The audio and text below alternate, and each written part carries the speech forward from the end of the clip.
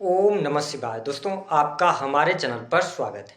आज के इस कार्यक्रम में हम आपको जानकारी देने वाले हैं। मंगल ग्रह 2 अप्रैल 2026 को अपना राशि परिवर्तन करने जा रहे हैं। तो मंगल के राशि परिवर्तन का प्रभाव कर्क लग्न या कर्क राशि वालों पर किस प्रकार से पड़ेगा। आने वाले 45 दिनों में मंगल के प्रभाव के कारण आप किन क्षेत्रों में अप्रत्याशित लाभ प्राप्त करेंगे, वही कहां पर आपको सावधानी रखनी है, विस्तार से इस वीडियो में हम चर्चा करेंगे। देखिए, कर्क राशि वालों, सबसे पहले जानते हैं कि मंगल का गोचर कब से लेकर कब तक के लिए हो रहा है और ग्रह गोचरी स्थितियां क्या बन रही हैं। तो देखिए, मंगल ग्रह 2 अप्रैल 2026 को कुंभ राशि से निकलकर देवगुरु बृहस्पति की राशि मीन राशि में प्रवेश करेंगे और जैसे ये 2 अप्रैल को मीन राशि में जाएंगे तो ऑलरेडी मीन राशि में शनि और सूर्य का गोचर हो रहा है, जिसके परिणाम स्वरूप 2 अप्रैल 2026 से लेकर 14 अप्रैल 2026 तक मंगल, शनि और सूर्य की युति मीन राशि में होगी। उसके बाद सूर्य अपना राशि परिवर्तन कर जाएंगे, यानी कि आपके भाग्य भाव से निकलकर 10th हाउस में उच्चस्थ अवस्था को प्राप्त करेंगे और मंगल शनि की युति कंटिन्यूअस 11 मई 2026 तक रहने वाली है। तो कुल मिलाकर यह कहा जा सकता है कि मंगल का गोचर 2 अप्रैल 2026 से लेकर 11 मई तक मीन राशि में रहेगा। जैसा कि आप सभी जानते हैं कि मंगल ऊर्जा, शक्ति, साहस, पराक्रम के कारक ग्रह माने जाते हैं। मंगल सेना, पुलिस, आर्मी, इलेक्ट्रिकल चीजें, इंजीनियरिंग का field, medical line, technical field, इसके साथ अगर हम बात करें तो चोट चपेट, दुर्घटना, आगजनी, भूकंप, शरीर में पाए जाने वाला ब्लड, इन सभी चीजों का जो कारकत्व है वह मंगल ग्रह के पास है। वही जब हम शनि ग्रह की बात करते हैं तो शनि शोक, दुख, कष्ट, पीड़ा, इसके साथ ही कंस्ट्रक्शन लाइन, ठेकेदारी के काम, इंडस्ट्री, उद्योग, लोहे से बनी हुई वस्तुएं, है ना, और इसके साथ ही शोक, बीमारी, इन सभी चीजों का कारकत्व शनि को प्राप्त है। लेकिन हमें यह भी नहीं भूलना चाहिए कि जुडिशरी के क्षेत्र में शनि का बहुत प्रभुत्व है। इसके साथ अगर हम बात करें तो शनि को न्याय संगत ग्रह भी कहा जाता है। ऐसी स्थिति में यह युति जो बनने जा रही है, कर्क राशि वालों, आपके जीवन में निसंदेह बड़े परिवर्तन आएंगे। क्योंकि मंगल की जब बात करते हैं तो मंगल आपके पंचम भाव, जो कि संतान, शिक्षा, प्रेम संबंध, आपकी बुद्धिमत्ता, आपके पूर्व जन्म के कर्मों का भाव है, और साथ ही 10th लॉर्ड जो कि आपके कर्म का भाव है, इन दोनों भावों के स्वामी होकर आपकी राशि से भाग्य भाव में इनका गोचर होने जा रहा है। जहां पर ये शनि सूर्य के साथ कुछ समय तक रहेंगे, उसके बाद सूर्य के राशि परिवर्तन के बाद शनि मंगल की युति होगी। हालांकि कुछ समय के लिए ये बुध के साथ भी युति बनेगी। ओवरऑल अगर हम देखें तो यह समय आपके लिए भाग्यशाली साबित होता नजर आएगा। अभी तक जो भाग्य की कमी आप महसूस कर रहे थे, उन कमियों से आप बाहर निकलेंगे, यानी कि भाग्य का भरपूर सहयोग देखने को मिलेगा। जो अभी तक आप हर बात को लेकर थोड़ा सा परेशान हो रहे थे या चिंताएं बन रही थी, तनाव बना हुआ था, उन सभी से बाहर निकलेंगे। अच्छी स्थिति यहाँ पर दिखाई देती हुई नजर आ रही है। अगर स्वास्थ्य को लेकर कोई परेशानी पहले से चल रही थी तो स्वास्थ्य भी आपका इंप्रूव होगा, कॉन्फिडेंस आपका बढ़ेगा। स्थितियां आपके लिए बहुत बढ़िया रहने वाली है। 9th हाउस में जब मंगल गोचर कर रहे हैं, 5th हाउस के लॉर्ड होकर गोचर कर रहे हैं, तो यह समय स्टूडेंट विद्यार्थियों के लिए बहुत अच्छा रहेगा। अगर आप पढ़ाई कर रहे हैं, रिसर्च के फील्ड से जुड़े हैं, स्पेशली अगर देखें तो हायर एजुकेशन अगर आप ले रहे हैं या जुडिशरी के फील्ड से जुड़ी हुई कोई पढ़ाई आप कर रहे हैं, इसके अतिरिक्त आप टेक्निकल फील्ड, मेडिकल लाइन, तो इन सभी क्षेत्रों में अप्रत्याशित लाभ मिलेगा।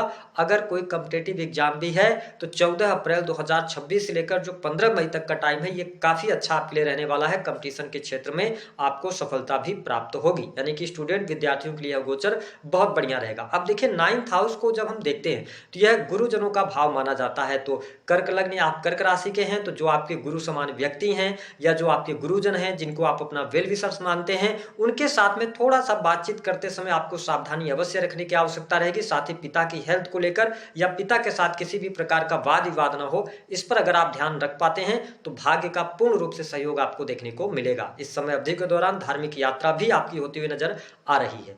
मंगल की जो चौथी दृष्टि का प्रभाव है, ये 12th हाउस पर दृष्टि डाल रहे हैं, जहां पर देवगुरु बृहस्पति ऑलरेडी विराजमान है।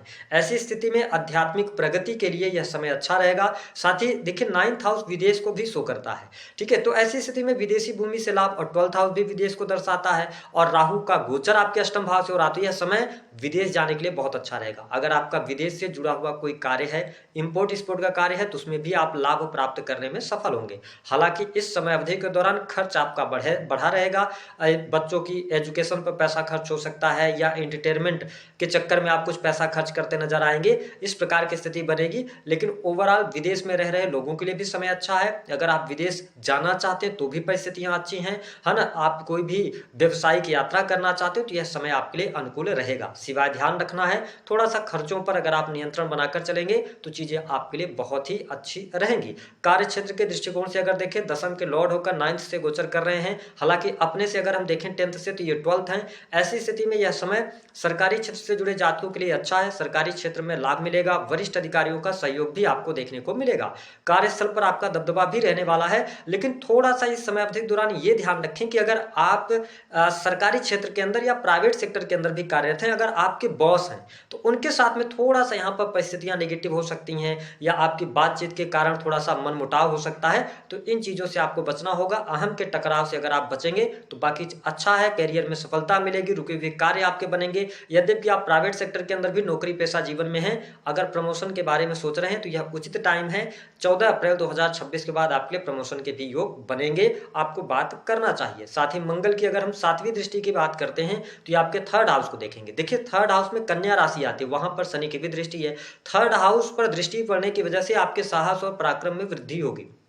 आप किसी कार्य को अगर टाल रहे थे तो अब उस कार्य को करने के लिए आपके अंदर एनर्जी भी आएगी। साथ ही छोटे भाई बहनों के साथ में क्वालिटी टाइम आप स्पेंड करेंगे। छोटे भाई बहनों के साथ संबंध भी आपके अच्छे रहेंगे। हालांकि शनि की दृष्टि वहां पर पड़ रही है तो कुछ ऐसी चीजें या आपको बोलते समय थोड़ा सा ध्यान रखना चाहिए, क्योंकि आपके केतु 2nd हाउस से गोचर कर रहे हैं। तो अगर आप अपने रिलेशन को बेहतर बनाने के लिए सौम्य वाणी का इस्तेमाल करें तो हर प्रकार से, हर लिहाज से यह गोचर आपके लिए अच्छा रहेगा। जो लोग सेल्स के अंदर है, मीडिया, मार्केटिंग, आर्किटेक्ट हैं या आप किसी भी क्रिएटिव फील्ड से जुड़े हुए ऑनलाइन का कोई काम करते हैं, यूट्यूब ब्लॉगिंग, वीडियोज क्रिएट करते हैं, कंटेंट क्रिएशन का काम करते हैं, फ्रीलांसिंग के कार्य क्षेत्र से जुड़े हैं, अगर आपकी कर्क लग्न या कर्क राशि है तो इस समय अवधि के दौरान बहुत बेहतर लाभ आप प्राप्त करेंगे।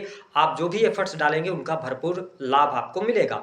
मंगल की जो 8वीं दृष्टि का प्रभाव है, देखिए 4th हाउस पर दृष्टि डालेंगे। ऐसी स्थिति में पारिवारिक जीवन की स्थिति की बात करें तो अच्छी स्थिति रहेगी। परिवार में कोई शुभ और मांगलिक कार्यक्रम होगा, क्योंकि देवगुरु बृहस्पति भी दृष्टि डाल रहे हैं, मंगल की भी दृष्टि जा रही है। तो 11 मई 2026 से पहले किसी पारिवारिक कार्यक्रम में आप सम्मिलित होंगे, समारोह में जाएंगे, फंक्शन अटेंड करेंगे या आपके घर परिवार में कोई शुभ और मांगलिक कार्यक्रम निश्चित तौर पर होता दिखाई दे रहा है। साथ ही भूमि भवन वाहन से संबंधित यहाँ पर कार्य होगा। अगर आप काफी लंबे समय से कोई प्रॉपर्टी परचेज करना चाह रहे थे तो अब वह समय आ गया जब आप प्रॉपर्टी परचेज कर सकते हैं। साथ ही उन कर्क लग्न या कर्क राशि वालों को लाभ मिलेगा जो लंबे समय से आप कोई प्रॉपर्टी थी उसको बेचना चाह रहे थे, अच्छे खरीदार नहीं मिल रहे थे या उचित मूल्य नहीं मिल रहा था। इस समय अवधि के दौरान आपको लाभ अवश्य प्राप्त होगा। सुख सुविधा आपकी बढ़ेगी, परिस्थितियां बेहतर रहेंगी। संतान की भी स्थिति यहाँ पर ठीक दिखाई देती है।